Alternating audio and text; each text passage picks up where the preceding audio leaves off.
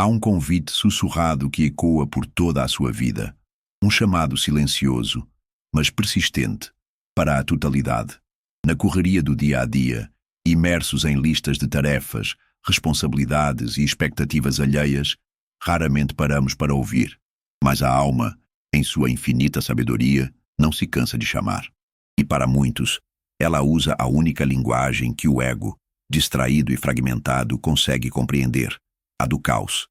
A crise, a perda, a sensação de que o chão está cedendo sob seus pés não é um castigo. É um portal. É o universo, em sua inteligência superior, orquestrando um movimento de retorno, um empurrão gentil, mas firme, de volta para casa, para o lugar onde sua verdadeira essência reside.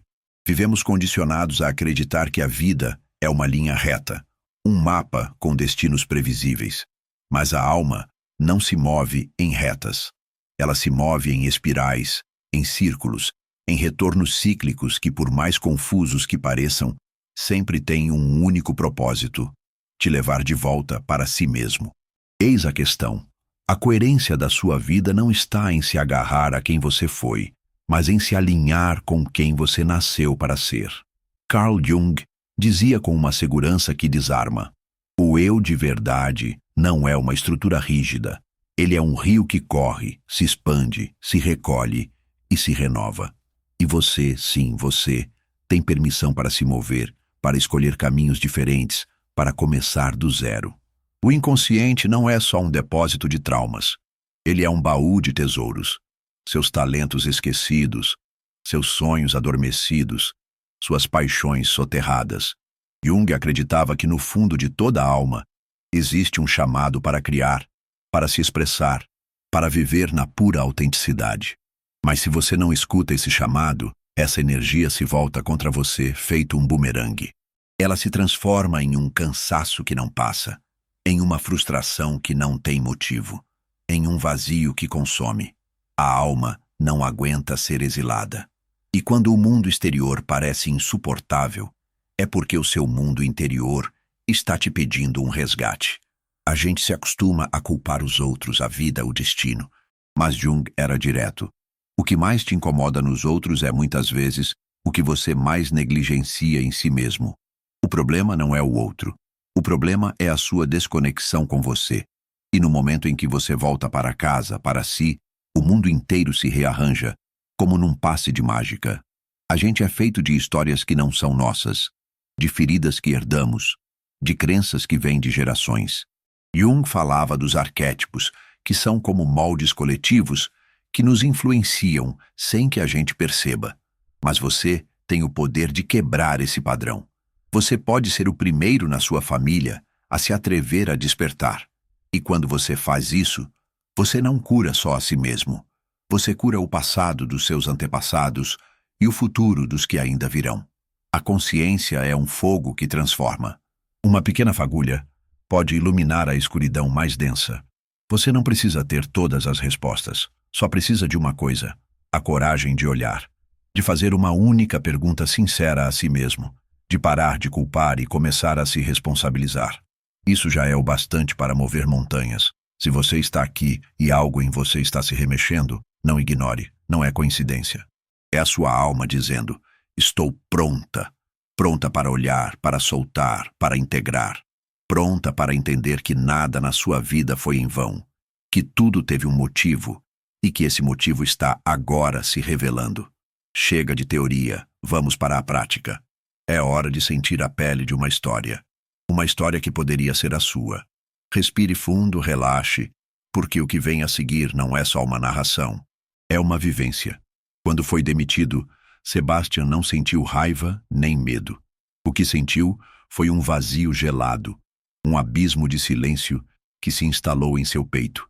15 anos de vida, de dedicação a uma empresa, de ser uma peça funcional da engrenagem, um número confiável em uma folha de pagamento interminável, e de repente, nada. Ele não era mais nada. Sobrava. E nesse exato momento algo dentro dele também se desligou, como uma luz que se apaga. Ele saiu do prédio com os papéis frios na mão. Lá fora o céu chorava, como se soubesse que seu mundo estava desmoronando. Ele caminhou sem rumo, sem guarda-chuva, sem pressa, sem destino. Era como se seu corpo avançasse por inércia, enquanto sua alma tivesse ficado para trás, presa em um escritório onde já não pertencia. E agora? Pensou, mas não houve resposta.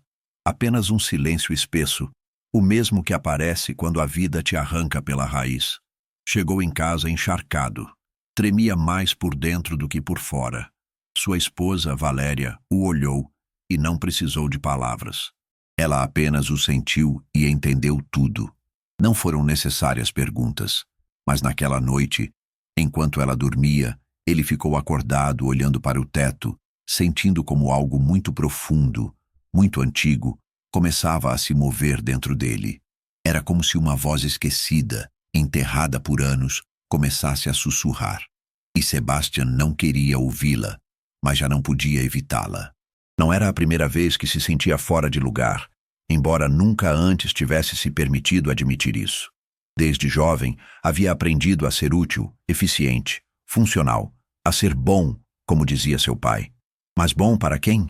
Nunca soube ao certo. Cumpriu todas as expectativas, menos as suas. E, para ser sincero, nem sequer sabia quais eram. Nunca havia se feito essa pergunta. Os dias passaram e com eles desmoronou a estrutura interna que havia sustentado toda a sua vida. A rotina perdeu o sentido. O celular parou de tocar. Os sorrisos falsos deixaram de visitá-lo. Ele começou a perceber que seu mundo estava construído como um cenário de papelão pintado, bonito por fora, vazio por dentro. E essa descoberta doeu mais do que a demissão. Numa tarde qualquer, revendo livros antigos na biblioteca de seu pai já falecido, encontrou um que não lembrava, O Homem e Seus Símbolos, de Carl Jung. Abriu-o quase por curiosidade e ficou preso em uma frase. A depressão é como uma mulher vestida de negro. Se ela chega, não a expulse. Convide-a a sentar, a escutar o que tem a dizer. Aquela frase golpeou sua alma. Nunca antes tinha se perguntado se sua dor poderia ter algo a lhe ensinar. E desde esse dia começou uma viagem estranha, solitária, profunda. Sebastian começou a escrever, a ler, a pensar em silêncio, a olhar para dentro pela primeira vez. Não sabia exatamente o que buscava, apenas sentia que tinha que continuar. Começou a lembrar dos sonhos, a anotar imagens, a ter conversas internas que não sabia explicar. Seu mundo exterior seguia parado, mas seu mundo interior ardia. Numa noite, sonhou com um menino preso dentro de uma caixa de vidro. O menino chorava, mas ninguém o ouvia. Sebastian o observava de fora, preso naquela caixa, e sentia uma impotência que lhe apertava o peito. Ao acordar, soube, sem dúvida alguma, aquele menino era ele. Era seu eu esquecido, seu eu ferido, seu eu verdadeiro. E pela primeira vez na vida, entendeu que não bastava sobreviver. Precisava resgatá-lo. Assim, ele começou uma terapia com uma psicóloga junguiana. No início se mostrou cético, mas algo dentro dele, mais sábio, mais antigo, decidiu confiar. Ela não lhe dava respostas, fazia perguntas. Perguntas que ninguém antes tinha se atrevido a fazer. Que parte de você ficou congelada na infância? Que voz você calou durante anos? Que sonhos você enterrou para poder se encaixar? E com cada pergunta, algo se movia, algo se quebrava e algo nascia. Ele começou a reconhecer suas máscaras. O filho obediente, o funcionário perfeito, o esposo que não incomoda. Todas eram formas de proteção, mas atrás delas estava ele, Sebastian, o verdadeiro, aquele que sonhava em pintar, mas deixou de lado porque não era algo rentável. Aquele que amava a música, mas a abandonou por parecer pouco sério. Aquele que queria viver diferente, mas escolheu se adaptar para sobreviver. Em uma dessas sessões, sua terapeuta lhe falou sobre a jornada do herói. Você está exatamente nesse ponto, Sebastian, disse ela. Foi arrancado do seu mundo conhecido. Está enfrentando seus demônios. Mas tudo isso tem um propósito: descobrir quem você é de verdade. E pela primeira vez, Sebastian sentiu que sua dor fazia sentido, que sua crise era um mapa, um portal, um renascimento. Sua relação com Valéria começou a se transformar. Ela o olhava com uma mistura de desconcerto e admiração. Já não era o homem previsível, correto, funcional. Agora era alguém que se atrevia a sentir, a chorar, a duvidar. Alguém que dizia: "Não sei quem sou, mas quero descobrir." Essa vulnerabilidade, em vez de afastá-los, os aproximou. Mas nem todos os dias eram luminosos. Houve dias escuros, dias de medo, de culpa, de vertigem, dias em que sentia que estava perdendo tudo, sua identidade, sua história, sua imagem diante dos outros. E, no entanto, havia algo dentro dele, uma chama, uma intuição. Talvez fosse a alma que finalmente estava despertando. A figura de seu pai começou a aparecer nos sonhos. Um pai rígido, distante, sempre exigente, nunca afetuoso. Em um desses sonhos, seu pai se aproximava, lhe entregava um caderno em branco e lhe dizia: "Agora é sua vez." Sebastian acordou com lágrimas nos olhos e compreendeu. Sua vida já não precisava ser uma repetição de mandatos herdados. Podia ser uma história nova, uma que só ele podia escrever. E um dia se atreveu. Fez algo que jamais pensou que faria. Tirou sua velha guitarra do armário, aquela que estava há 20 anos empoeirada, e a tocou. Ao fazer isso, algo voltou a pulsar.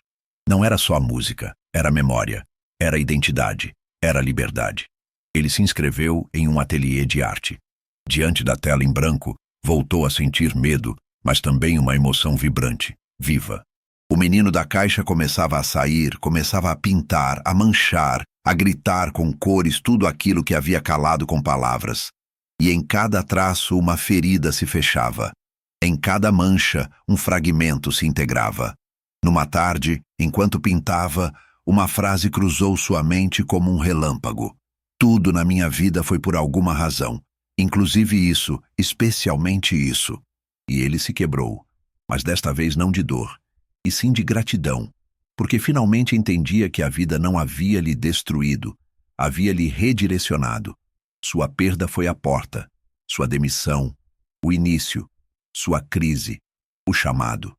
Sebastian representa milhões, milhões de pessoas que vivem desconectadas de si mesmas, que cumprem todas as expectativas externas, mas se sentem vazias por dentro. Nele vemos uma vida vivida desde o ego adaptado, desde a persona. Essa máscara social que Jung descreveu, uma máscara que se encaixa, que funciona, mas que não vibra. Sebastian foi moldado por aquilo que os outros esperavam dele, e fez isso bem, muito bem. Mas nesse caminho, esqueceu-se por completo de sua essência. Quando Sebastian perde seu trabalho, não perde apenas um emprego. Perde a identidade aparente que havia construído com tanto esmero durante anos. Uma identidade que nasceu do dever, do sacrifício, do esforço constante por ser o correto. A demissão não foi apenas um evento. Foi um terremoto, uma rachadura que deixou à mostra a fragilidade de toda essa construção. E é aí que Jung nos oferece uma chave poderosa. As crises não interrompem, elas revelam a distância entre o eu social e o ser verdadeiro, entre aquilo que mostramos e aquilo que realmente somos. A frase que Sebastian encontra no livro de Jung não é casual. É uma sincronicidade, um conceito essencial na psicologia junguiana. Não foi ele quem escolheu aquele livro, foi o livro que o escolheu porque seu inconsciente já estava preparado. E quando a alma está pronta, a vida responde.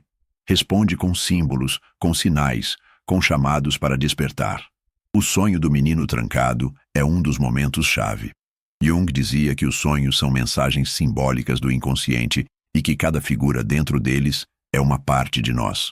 Aquele menino não é outro senão seu menino interior, ferido, silenciado, reprimido por um mundo que exigia maturidade precoce e obediência sem questionamento. O sonho não chega para perturbar, chega para resgatar. Aqui surge outro conceito essencial: a sombra. A sombra, segundo Jung, é tudo aquilo que reprimimos, porque não foi bem-vindo pela sociedade, nem pelo nosso ambiente afetivo. Em Sebastian, sua sombra estava formada por sua sensibilidade, sua criatividade, sua necessidade de escolher por si mesmo. Todas essas partes foram sepultadas, mas o inconsciente não as esquece. Ele apenas espera, Espera pacientemente o momento de emergir. A terapia junguiana que Sebastian inicia não busca corrigir seu comportamento, busca reintegrar o que foi excluído, busca reconciliar-se com o que foi perdido. Em cada sessão, ele se depara com suas máscaras, com seus traumas não resolvidos, com as crenças herdadas de seu pai. E esse processo, embora doloroso, é libertador. Porque quando você dá nome à sua ferida, deixa de ser escravo dela. A ferida, quando é integrada, se transforma em sabedoria. O arquétipo do pai surge em seus sonhos como símbolo de autoridade, de exigência, de lógica, de contenção, mas também de frieza, de ausência, de julgamento constante. Esse pai interior foi quem o moldou, eficiente, correto, controlado, mas também lhe roubou a ternura, a espontaneidade, o direito ao jogo. O sonho no qual o pai lhe entrega um caderno em branco é mais do que um gesto onírico. É uma transferência de poder. É o símbolo de uma permissão. Agora você pode escrever sua própria história, e é isso que ele faz. Retoma sua guitarra, esse objeto esquecido durante 2 décadas, e ao tocá-la, não recupera apenas a música, recupera sua essência. A guitarra não é um hobby. É sua alma dizendo: aqui estou. Ele se inscreve em um ateliê de arte. Diante da tela em branco sente medo, mas também uma vibração antiga, como se algo dentro dele finalmente respirasse. E o menino da caixa começa a sair, começa a manchar, a pintar, a gritar com cores tudo aquilo que havia calado com palavras. Porque a arte não é ornamento, é revelação, é o canal do self. Essa totalidade do ser que Jung descrevia como a união de tudo o que somos, o luminoso e o sombrio, o consciente e o inconsciente. Um dos aspectos mais profundos desta jornada é que ela não nasce da ambição, mas da sede de sentido. Aqui é inevitável citar Viktor Frankl. Quando o ser humano não encontra sentido para seu sofrimento, ele desmorona. Sebastian não estava deprimido apenas porque havia sido demitido. Estava deprimido porque sua alma carregava anos de gritos por propósito e ninguém ouvia. A demissão não foi o problema, foi o gatilho. Nesse processo, sua relação com Valéria também se transformou. Porque quando um dos membros de uma relação entra em um processo de individuação, todo o sistema se vê afetado. O casal precisa escolher evoluir juntos ou se separar. Valeria não compreendia tudo, mas escolheu acompanhá-lo. E isso é amor consciente, acompanhar o mistério do outro, sustentar sua transformação sem necessidade de controlá-la. Ao longo do caminho, Sebastian atravessa o que Jung chamava de a noite escura da alma. Esse período onde tudo se desmorona e as respostas parecem ter evaporado. Não é o fim, é o limiar. Uma transição dolorosa. Uma travessia onde o ego, essa estrutura que acreditávamos ser, começa a morrer lentamente e a alma finalmente se atreve a tomar o leme. Não é um processo linear. Tem avanços tímidos e retrocessos abismais, dias de clareza cristalina e noites envoltas em neblina. Mas é exatamente aí, nessa incerteza que incomoda e desorienta, que germinam os despertares mais profundos. Curiosamente, Sebastian não escolheu essa jornada. Foi empurrado. Não a começou por decisão consciente, mas por colapso. E isso também era algo que Jung advertia. Muitas vezes a alma precisa que o ego se frature para abrir caminho. O ideal seria nos transformarmos por consciência, mas na maioria das vezes é o sofrimento que bate à porta. É a dor que nos quebra, e também é ela quem nos reconstrói. A experiência de Sebastian nos fala da importância dos símbolos. O menino do sonho, o caderno em branco, a guitarra empoeirada, não são simples objetos, são portais. Na psicologia profunda, os símbolos não oferecem respostas lógicas, oferecem compreensões emocionais diretas, atuam como chaves, como ativadores da alma. E isso transforma. Ainda que não se possa explicar com palavras, sente-se com uma força que transcende a razão. Desde essa perspectiva, o sintoma não é o inimigo, é o mensageiro. A angústia, a tristeza, a sensação de vazio não são erros a serem corrigidos. São bússolas, são códigos que pedem para ser decifrados. Sebastian não se cura porque elimina seus sintomas. Ele se cura porque os escuta, porque se atreve a seguir a mensagem oculta por trás da dor. Aqui também entra em cena a ânima, essa parte feminina no homem que Jung descrevia como a porta para a intuição, a sensibilidade e o vínculo com o emocional e o espiritual. Quando Sebastian escreve, quando sonha, quando permite que a música retorne ao seu corpo, ele não se enfraquece, ele se fortalece, porque apenas quem abraça sua sensibilidade pode, de fato, se conhecer profundamente. A pintura, por sua vez, é muito mais que uma técnica. É um ato simbólico de libertação. Quando ele mancha a tela, Sebastian não está apenas pintando, está retirando de seu corpo as emoções não ditas, está expressando os lutos nunca processados, os medos jamais narrados, e ao convertê-los em forma, em cor, em traço, ele os libera, ele lhes dá espaço, ele lhes dá sentido. Essa é a essência da arte como terapia. Permitir que a alma fale sem as limitações da linguagem lógica. Cada passo que dá o afasta do eu idealizado que tentou sustentar por anos e o aproxima do eu autêntico que sempre esteve ali, esperando ser visto. Sim, ele perde certezas, sim, se desestabiliza, mas também ele renasce, porque para que algo novo possa emergir, algo velho precisa desaparecer. A clareza não chega sem antes atravessar a névoa. Sebastian se transforma justamente quando tudo parece desmoronar. Ele encarna o arquétipo do herói ferido. Não aquele que nunca tropeça, mas aquele que encontra direção em meio às suas próprias rachaduras. Ao se quebrar, descobre uma forma diferente de habitar o mundo. Já não quer mais voltar a ser quem era. Agora deseja encontrar-se com aquilo que sempre esteve dentro dele, mas que nunca se atreveu a abraçar. E então surge aquela frase que muda tudo. Tudo na minha vida teve sentido, inclusive isso, especialmente isso. Essa afirmação condensa uma das verdades mais profundas da psicologia da alma. Nada acontece separado. Tudo está tecido por um fio invisível.